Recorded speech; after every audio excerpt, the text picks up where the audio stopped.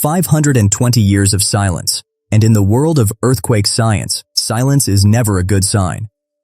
There is a place beneath the South China Sea, roughly 100 kilometers west of the Philippine island of Luzon, where two of the Earth's tectonic plates are locked in a slow-motion collision that has been building pressure since before the age of exploration, since before the printing press was common, since before anyone on this planet had any concept of what a tectonic plate even was, and that pressure, accumulated across more than 5 centuries, has nowhere to go except into the ground, into the sea, into the cities. What scientists are watching right now in the Philippines is one of the most concerning seismic scenarios on Earth. The Manila Trench, a 1,200-kilometer gash in the ocean floor running roughly parallel to the western coastline of Luzon, is what geologists classify as a megathrust fault. And the word megathrust is not hyperbole. It is a specific geological classification reserved for the most energetic, most catastrophically powerful type of earthquake our planet is capable of producing. The question that researchers from FIVOLCS, from the United States Geological Survey, from the Earth Observatory of Singapore have all been wrestling with is not whether this fault can rupture. It absolutely can. The question, the one that should matter to every person living within reach of the Philippine coast, is how much longer the buildup can continue before it does. That question has no comfortable answer, but understanding it, really understanding what the Manila Trench represents and what a rupture could mean for one of Southeast Asia's most densely populated regions, is not about inducing panic. It's about something far more important than that. It's about what you do with the time you still have. Metro Manila is not just a city. It's the beating heart of an archipelago of 115 million people, and it sits within striking distance of one of the most geologically loaded fault systems on the planet. Let's get our geography clear, because the physical layout here matters enormously. The Philippine archipelago is composed of more than 7,600 islands arranged in a rough north-south arc in the western Pacific. Manila, the capital, sits on the island of Luzon, the largest and most populous island in the country. Metro Manila itself, the national capital region, houses somewhere between 13 and 14 million people, depending on how you draw the boundaries. Greater Metro Manila, counting the surrounding urban sprawl, is home to more than 24 million. It is one of the most densely populated urban areas anywhere on Earth. Now place yourself on a map and look west. Less than 200 kilometers from the coastline of Luzon, the South China Sea floor drops away into the Manila Trench, a subduction zone that plunges to depths of over 5,000 meters in places. That trench is not a geographic curiosity. It is an active, locked fault boundary where the Eurasian plate is being forced downward beneath the Philippine mobile belt at a rate that FIVOLCS and international monitoring agencies have estimated at roughly 80 millimeters per year in some sections. 80 millimeters per year sounds small, but over 520 years, that accumulation is staggering. The math suggests meters of unresolved geological displacement, stress that has been stored in the rock itself, waiting. And this isn't a remote, uninhabited coastline we're discussing. The provinces of Bataan, Zambales, and the Ilocos region run directly along the western face of Luzon, facing the trench. The cities of Olongapo and San Fernando sit within the potential tsunami inundation zone that researchers from the University of the Philippines have modeled. And Manila Bay, that broad, shallow inlet where the Pasig River meets the sea, is precisely the kind of coastal geometry that amplifies tsunami waves rather than dissipating them. The economic stakes compound the human ones. The Philippines' GDP is heavily concentrated in Metro Manila, the port complex, the financial district in Makati, the hospital infrastructure, the transport network. A major seismic event in this region would not just be a humanitarian catastrophe. It would potentially reshape the economic trajectory of an entire nation for a generation. What makes this scenario feel genuinely unprecedented is the convergence of factors: the fault's age, the population density that didn't exist the last time it ruptured, the coastal infrastructure built in many cases with little consideration for what a 30-foot wall of water could do to it. This isn't just a geological story. It's a story about what happens when centuries of natural accumulation collide with decades of human development in exactly the wrong place. To understand what the Manila Trench actually is, picture the floor of the South China Sea being dragged, slowly, relentlessly, beneath the Philippine archipelago at roughly 80 millimeters per year. That process is called subduction, and it is one of the fundamental engines of geological violence on this planet. Here's the mechanism in plain terms. Where two tectonic plates meet at a subduction zone, one plate dives beneath the other. As it does, the upper plate, the one staying on top, gets dragged downward slightly along the contact zone. The rocks along that boundary are not smooth. They interlock, they grip, they resist the motion. Geologists call this locking. And as the subducting plate keeps moving, year after year, decade after decade, century after century, the locked upper plate bends. It stores elastic energy the way a compressed spring stores mechanical energy. It deforms. It strains. And then, when the stress finally exceeds the frictional resistance holding the plates together, the fault ruptures. The upper plate snaps back. In seconds, it releases the accumulated strain energy of potentially hundreds of years. That sudden displacement of the seafloor, potentially meters of vertical movement across an area hundreds of kilometers long, is what generates a megathrust earthquake. The 2004 Indian Ocean earthquake, the one that produced the devastating Boxing Day tsunami, was exactly this type of event. Magnitude 9.1 to 9.3. The Sumatra-Andaman Fault ruptured across roughly 1,200 kilometers of its length. The seafloor in places moved 15 meters in the span of minutes.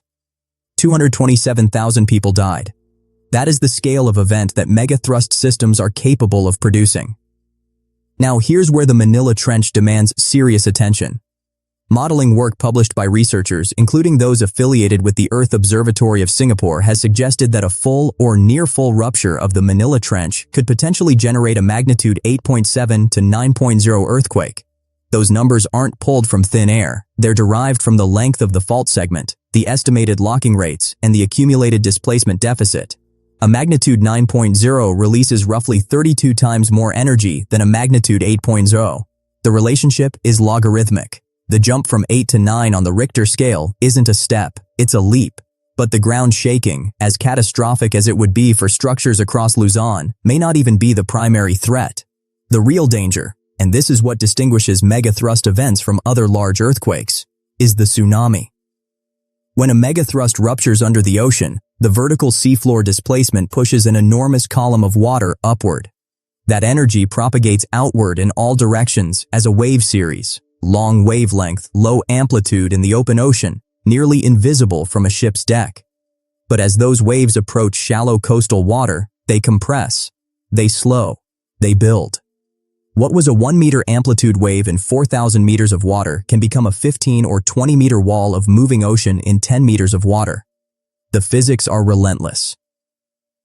Hydrodynamic modeling studies, including research commissioned by FIVOLCS and collaborative work between Philippine academic institutions and international partners, have projected that tsunami waves from a Manila Trench rupture could potentially reach portions of the Luzon coastline within 20 to 30 minutes of a major event.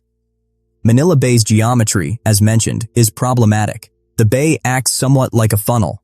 Tsunami energy entering the bay mouth would be constrained and potentially amplified as it moves toward the shoreline where millions of people live and work. FIVOLCS has noted that the average depth of soil in Metro Manila is another serious concern. Much of the city is built on young, water-saturated alluvial sediment deposited by the Pasig River and other waterways over centuries. When seismic waves pass through saturated sediment, a phenomenon called liquefaction can occur. The soil essentially behaves temporarily like a liquid, causing buildings above it to tilt, sink, or collapse, even if the shaking itself wasn't violent enough to directly destroy them. The 1985 Mexico City earthquake demonstrated this with devastating clarity. The city sits on ancient lakebed sediment, and structures that survived the shaking in surrounding areas collapsed catastrophically in the capital due to ground resonance and liquefaction effects. The geological picture around Metro Manila carries uncomfortable echoes of that scenario. Scientists monitoring the Manila Trench use a variety of tools. GPS stations tracking the micro-movements of the surface, seismometers recording even minor tremors, bathymetric surveys charting changes to the sea floor. What the long-term GPS data has shown, according to published research, is continued locking behavior consistent with ongoing stress accumulation. The fault is not releasing its energy gradually through small earthquakes. It is holding it. The last time the Manila Trench is believed to have produced a truly catastrophic rupture The year was somewhere around 1507, a full decade before Martin Luther nailed his theses to a church door in Germany, nearly a century before the Spanish would establish Manila as a colonial capital. This is where the history gets murky in a way that itself tells a story. The geological record from 5 centuries ago is fragmentary. Spanish colonial records that might have documented major earthquakes or tsunamis in the region don't begin in earnest until the late 1500s. Indigenous Philippine written records from before Spanish colonization are sparse. Much was destroyed during the colonial period. What scientists are largely working with is paleogeological evidence. Sediment cores pulled from coastal and offshore locations that reveal layers of tsunami deposit material, sand and marine sediment carried far inland by ancient wave events, then buried under subsequent layers of normal deposition. This kind of sedimentary forensics is painstaking work. A team from the University of the Philippines, in collaboration with international researchers, has worked to identify these paleoseismic and paleo-tsunami signatures along the Luzon coastline. The evidence they've found points to recurrence intervals, the time between major rupture events, that suggest the Manila Trench does not produce frequent moderate earthquakes to bleed off stress. Instead, it appears to be a fault that locks, accumulates, and then ruptures catastrophically on long cycles. That behavioral pattern is, from a disaster preparedness standpoint, among the most dangerous configurations a fault system can have. For comparison, consider what the historical record shows us from analogous megathrust systems. The Cascadia subduction zone off the coast of the Pacific Northwest in North America, a fault with striking geological similarities to the Manila Trench in terms of its locking behavior and accumulated stress, ruptured catastrophically on January 26, 1700. We know the date with remarkable precision because Japanese coastal communities recorded an orphan tsunami, a wave that arrived with no accompanying earthquake felt locally, that when traced backward through ocean travel time calculations, pointed to a massive rupture off the North American coast at approximately 9 p.m. local time that night. Geological evidence suggests the Cascadia event produced a magnitude 9.0 earthquake. Tree ring data from ghost forests, stands of trees killed when coastal land suddenly dropped during the rupture, flooding their root systems with salt water, tells the same story from the other side of the ocean. The Cascadia example matters here because it illustrates how long these faults can sleep and how violent their awakenings can be. Cascadia's last major rupture was 325 years ago. The Manila Trench's last significant rupture is estimated at over 500 years ago. That difference is not reassuring. Closer to home, the 1976 Moro Gulf earthquake, a magnitude 7.9 event in Mindanao, provides a grim preview of what seismic disaster looks like in the Philippine context. That earthquake generated a localized tsunami that struck coastal communities around Alana Bay within minutes. More than 5,000 people died. At the time, there was no functional tsunami warning system for the Philippines. Many people who survived the initial shaking walked toward the shore out of curiosity about the receding water, a behavior that has cost lives in tsunami disasters worldwide and reflects a fundamental gap in public awareness. The 1976 event was a magnitude 7.9, sobering and catastrophic. A Manila Trench rupture potentially exceeding magnitude 8.7 would release anywhere from 8 to 30 times more energy. The scale isn't comparable, it's categorically different. What makes the historical record most instructive and most sobering is what it reveals about our tendency to normalize the absence of disaster. Every generation that grows up without experiencing a major Manila Trench event is a generation that builds closer to the coast, constructs taller and more complex infrastructure, and potentially grows less culturally attuned to the warning signs. 520 years is long enough to forget. And forgetting, in this context, is genuinely dangerous. 5EOLCS, the Philippine Institute of Volcanology and Seismology, has been watching the Manila Trench with increasing urgency, and what their monitoring data shows should command serious attention from anyone living in or near the western coast of Luzon. The agency operates a nationwide seismic network, a web of seismometers, GPS stations, and monitoring equipment designed to track ground movement, tremor activity, and surface deformation across the archipelago. In recent years, PHIVOLCS has been particularly focused on what scientists call the seismic gap represented by the Manila Trench, a term that refers to a segment of a known active fault that hasn't produced large earthquakes in an unusually long time. Seismic gaps are watched carefully precisely because the silence isn't geological inactivity, it's accumulation. Internationally, the Earth Observatory of Singapore has published research specifically modeling the Manila Trench's potential rupture scenarios, providing Philippine authorities with hazard assessments that have directly informed disaster preparedness planning. The USGS, while focusing primarily on domestic hazards, maintains global seismic monitoring infrastructure that provides complementary data on regional activity. What the monitoring community has been noting is a pattern of smaller seismic events in the region, tremors that, while not themselves dangerous, serve as indicators of stress distribution along the fault system. It's worth stating clearly, scientists cannot predict exactly when a major rupture will occur. The physics of fault failure are genuinely nonlinear. Stress accumulates predictably, but the precise moment of failure involves rock-scale interactions that remain beyond our ability to forecast with precision. This is not a failure of science, it is an inherent characteristic of complex geological systems. What is knowable, and what PHIVIO-LCS has communicated, is the hazard level. The Manila Trench represents one of the highest priority seismic threats in Southeast Asia. The agency has been engaged in Project Ready, a national earthquake and tsunami preparedness initiative, and has worked to develop more detailed inundation maps for coastal communities on Luzon's western side. These maps, based on modeled tsunami scenarios from a Manila Trench rupture, identify which communities could be underwater within 30 minutes of a major event and have been used to designate evacuation routes and assembly areas. But here's where the preparedness picture gets more complicated. Tsunami warning systems in the Philippines have improved significantly over the past decade, partly in response to the lessons of the 2004 Indian Ocean disaster and the 2011 Tohoku earthquake and tsunami in Japan. PHIVIO-LCS operates a tsunami warning center and has protocols in place to issue alerts. The challenge, and it's a critical one, is the proximity of the Manila Trench to the Luzon coastline. With estimated wave arrival times of 20 to 30 minutes for some coastal areas, the warning window is brutally narrow.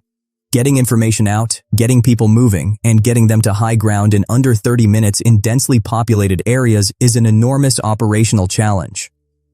Evacuation drills have been conducted in some coastal communities, but researchers and preparedness advocates have flagged persistent gaps, not enough community-level awareness of tsunami natural warning signs, the sudden dramatic withdrawal of water from a shoreline for instance, insufficient signage on evacuation routes in informal settlements, and the challenge of reaching people in coastal areas where many residents are economically dependent on the sea and may be reluctant to move quickly based on an alarm they haven't personally experienced. The gap between the hazard as scientists understand it and the preparedness as it exists on the ground is, frankly, one of the most alarming aspects of the Manila Trench story. Here's what the models suggest could happen if the Manila Trench were to produce a full margin rupture today, and scientists use the word when, not if, when discussing this fault's eventual behavior. In the first minutes, the earthquake itself would be the immediate experience for anyone on Luzon. Ground shaking from a potential magnitude 8.7 to 9.0 event could persist for 3 to 5 minutes. An eternity compared to a typical earthquake. Buildings not constructed to modern seismic codes, which describes a significant proportion of Metro Manila's older building stock, could be at severe risk. The liquefaction zones identified by PHIVIO-LCS across Metro Manila's alluvial plains could see dramatic ground failure, roads cracking, underground utilities rupturing, building foundations losing their integrity. This initial phase alone could produce a mass casualty event of historic proportions. But it is what comes next that elevates this scenario to a different category entirely. Within 20 to 30 minutes of the initial rupture, modeling suggests the first tsunami waves could potentially reach portions of Luzon's western coastline and the outer approaches to Manila Bay. These would not be single waves. Tsunamis arrive as wave trains, series of waves spaced minutes apart, often with the second or third wave larger than the first. Anyone who went to the shore after the initial shaking, either out of curiosity or to check on boats and property, could be in catastrophic danger. The modeling published by the Earth Observatory of Singapore and referenced in FIVIOLCS hazard assessments suggests that inundation depths in low-lying coastal areas could potentially reach 10 to 20 meters in worst-case scenarios, depending on local bathymetry and coastal topography. Communities along Zambales and Bataan provinces, directly facing the trench, could face wave arrival with almost no warning time at all. For Manila Bay itself, the projected timeline is somewhat longer, potentially 45 minutes to an hour for significant wave energy to funnel into the bay and reach the shoreline near Manila proper. That additional time could be critical for evacuation, but only if people know to move, know where to go, and have the physical ability to get there through what would already be a severely damaged urban environment. The secondary effects rippling outward from such an event would be staggering. Communication infrastructure, cell towers, undersea cables, broadcast facilities, could be severely compromised, making coordinated disaster response extraordinarily difficult. Port facilities, which are essential for the delivery of emergency aid, could be destroyed precisely when they're needed most. The healthcare system, already stretched in normal times in a major developing world metropolis, would be overwhelmed by a mass casualty event on this scale. Regional impacts could extend to neighboring nations. Tsunami energy from a Manila Trench rupture would propagate southward toward Vietnam, northward toward Taiwan, and potentially eastward across the South China Sea. While energy dissipation across open water would reduce wave heights significantly, coastal communities in southern China and Vietnam could still experience damaging wave activity. The regional humanitarian and economic consequences could persist for years. It's worth pausing here and being absolutely clear about what the science can and cannot tell us. No researcher, not at FIVIOLCS, not at the USGS, not at any institution in the world, can tell you that this rupture will happen next year, or next decade, or in the next 50 years. Fault systems do not operate on human-readable schedules. What the science tells us is that the stress is there, the fault has the demonstrated capacity for catastrophic rupture, and the time since the last major event is well beyond average recurrence intervals suggested by the geological evidence. That combination of accumulated stress, demonstrated hazard, and extended quiescence is precisely what earthquake scientists mean when they call something a seismic gap of concern. The Manila Trench isn't a hypothetical threat invented by disaster filmmakers. It is a real, measurable, scientifically documented geological system that is accumulating stress right now, beneath the sea, west of one of the most populous coastlines in Southeast Asia. What the science is telling us, and what FIVIOLCS, the Earth Observatory of Singapore, and the broader seismological community have been communicating for years, is that this is a hazard that demands serious, sustained attention, not panic, not paralysis, attention, preparation, and awareness. The 2011 Tohoku disaster in Japan, the most instructive large-scale earthquake and tsunami event of the modern era, demonstrated something profound about the role of preparation and awareness. Japan had invested decades in seismic building codes, in tsunami warning infrastructure, in public education, and despite being struck by a magnitude 9.0 earthquake and waves that exceeded all modeled predictions in some locations, the death toll, while devastating at nearly 20,000, was a fraction of what it might have been without those preparations. Communities that had drilled, that had marked evacuation routes, that understood the natural warning signs, fared better. The lesson isn't that preparation eliminates the danger. The lesson is that preparation saves lives at scale. The Philippines is not Japan in terms of earthquake preparedness infrastructure or economic capacity to implement seismic retrofitting programs at scale. That reality makes the awareness gap even more critical to close. What any individual living in or visiting coastal Luzon can do right now, today, is meaningful. Know where the high ground is relative to where you live or work. Know that the sudden withdrawal of water from a shoreline is a warning, not an invitation. Know that in an earthquake tsunami scenario, you don't wait for an official warning. You feel the shaking, you recognize that you're in a coastal zone, and you move to high ground immediately. This isn't alarmism. It's the same logic that makes us buckle a seatbelt before the accident, not during it. The story of the Manila Trench is ultimately a story about time. The incomprehensible geological time across which these stresses accumulate, and the very human time we have to reduce vulnerability before they release. Scientists are doing their part. FIVIO-LCS and its international partners are monitoring, modeling, publishing, and advocating for preparedness investment. The question of whether the warning is heard, acted upon, and translated into real community resilience, that part belongs to the rest of us. In an upcoming video, we're going to look at another slow-building threat that shares some of the same characteristics. Long recurrence intervals, heavily populated exposure zones, and a preparedness gap that doesn't get nearly the attention it deserves. The fault systems of the Himalayan front and the seismic hazard-facing cities like Kathmandu, Dhaka, and Delhi are, if anything, even less discussed in Western media, despite affecting a population in the hundreds of millions. That one is coming soon. And if the Manila Trench story resonated with you, that video will as well. If you found this analysis valuable, subscribing keeps these deep-dive geological hazard breakdowns coming. Drop a comment below telling us which fault system or natural disaster scenario you want us to tackle next. The comment section here has become a genuinely remarkable conversation about earth science and disaster preparedness, and the community that's formed around it takes this stuff as seriously as we do. Stay curious, stay informed, and if you live near the coast, anywhere near the coast, know your elevation and know your route. That knowledge costs nothing and could, someday, mean everything.